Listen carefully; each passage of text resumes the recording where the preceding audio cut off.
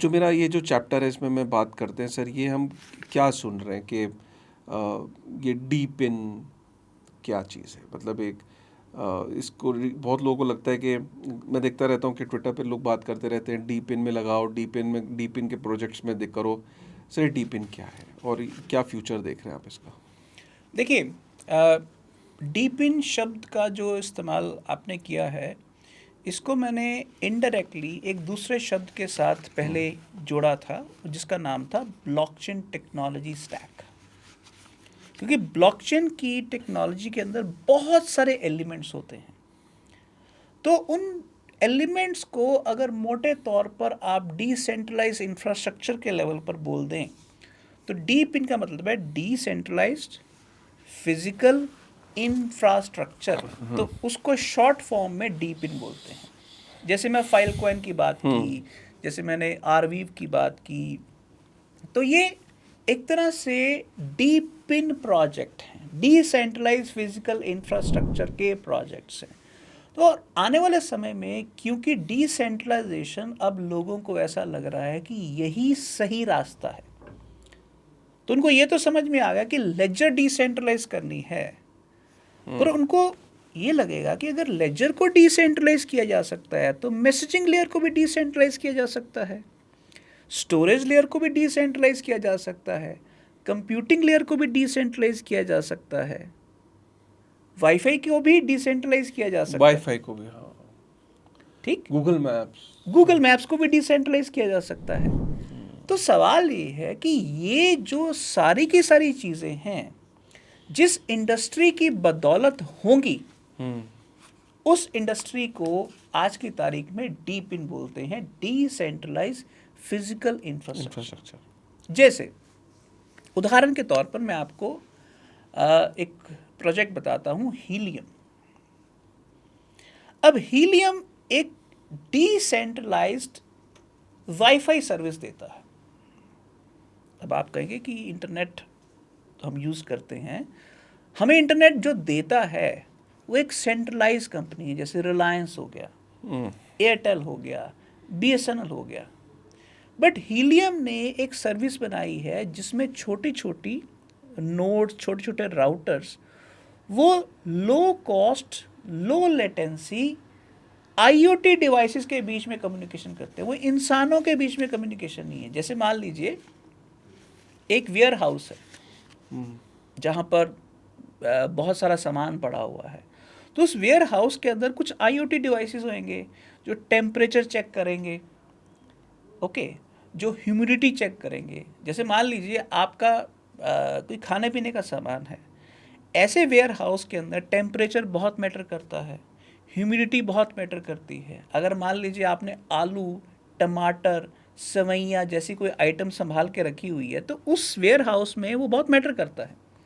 But ऐसे एक ware house तो नहीं होते, ऐसे बहुत सारे वेयर हाउस हैं। मान लीजिए आप वॉलमार्ट हैं, तो वॉलमार्ट के तो ऐसे सैकड़ों वेयर हाउसेज होंगे। जैसे स्विगी, जोमेटो, ब्लिंकिट के, इनके भी आज की तारीख में सैकड़ों वेयर हाउसेज हैं। हर वेयर हाउसेज की जो टेम्परेचर और ह्यूमिडिटी की सिचुएशन है, उसकी लाइटिंग कंडीशन की जो सिचुएशन है, वो क्या हर समय कोई फ़ोन करके बताएगा कितनी है? नहीं। तो उसके लिए सेंसर्स लगाए जाते हैं, वो आईओटी डिवाइसेस उनको बोलते हैं। इंटरनेट ऑफ थिंग्स से आईओटी आया है। तो ये जो सेंसर्स है आपस में कैसे बात करेंगे, और वो भी लॉन्ग डिस्टेंस? तो क्या उसके लिए भी बीएसएनएल पर डिपेंड करना पड़ेगा? उसके लिए क्या रिलायंस पर, एयरटेल पर डिपेंड करना पड़ेगा? नहीं। उसके लिए हीलियम की जो डिसेंट्रलाइज्ड वाईफाई सर्विस है, उसके ऊपर आप डिपेंड कर सकते हैं, जो low cost, low latency IoT devices के बीच में इंटरनेट का काम करती हैं, कम्युनिकेशन का काम करती हैं। जहां पर आपके पास अगर कुछ राउटर्स हैं और एक वेयर हाउस दूसरे से 50 किलोमीटर दूर भी है, तो आपको कोई टेंशन नहीं है। वो राउटर लोग अपनी दुकान पर भी लगा सकते हैं, अपने घर में भी लगा सकते हैं, अपने गोदाम में भी लगा सकते हैं।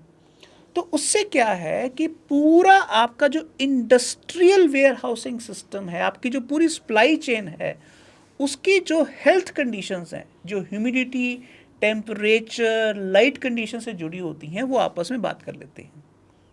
आपकी पूरी फूड इंडस्ट्री को ये चाहिए, पूरी की पूरी फूड इंडस्ट्री का। तो सोचिए इसका स्केल क्या होगा, इसका वेयर हाउसिंग, इसका स्टोरेज स्केल क्या होगा।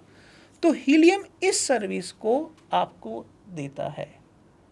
तो डिसेंट्रलाइज फिजिकल इंफ्रास्ट्रक्चर की ये एक प्राइम एग्जांपल है। वैसे ही आरवीव है, फाइलकॉइन है। आरवीव को परमानेंट वेब भी बोला जाता है। अब जैसे मान लीजिए आपके देश में कानून बनते हैं और एक कानून के ऊपर हजारों फैसले हो जाते हैं। उन हजारों फैसलों, आप सोचिए हिंदुस्तान में इस समय 4 करोड़ केस कोर्ट्स में चल रहे हैं। एक एक केस की केस फाइल बनती होगी, और जब वो डिजिटल रिकॉर्ड हो जाता होगा तो सोचिए कितना डाटा इकट्ठा होता होगा। फेसबुक का एक दिन में कितना डाटा होता होगा, इंस्टाग्राम का एक दिन में कितना डाटा होता होगा, और वो डाटा पड़ा रहता है। वो जाता कहाँ है, किस सर्वर में जाता है, उसकी कॉस्ट तो होती होगी ना संभालने की। वो जो डाटा है वो कहीं तो जाके स्टोर होता है ना। तो अब अगर वो डाटा हमारे हाथ से निकल जाए, फॉर एग्जाम्पल एक केस का रिकॉर्ड जो 5 साल पहले या 10 साल पहले एक केस पर फैसला हुआ, वो केस की डिजिटल फाइल गुम हो गई। मान लीजिए वो किसी के लैंड रिकॉर्ड से जुड़ी हुई थी। अगर आपको डाटा ही ना मिलेगा तो आज की तारीख में उस केस का फैसला कैसे करोगे।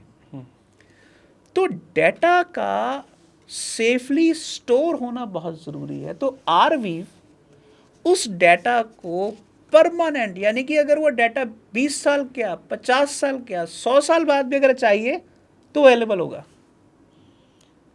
तो हीलियम, आरवीव, फाइलकॉइन जैसे प्रोजेक्ट्स ये डीप इन के प्रोजेक्ट्स हैं।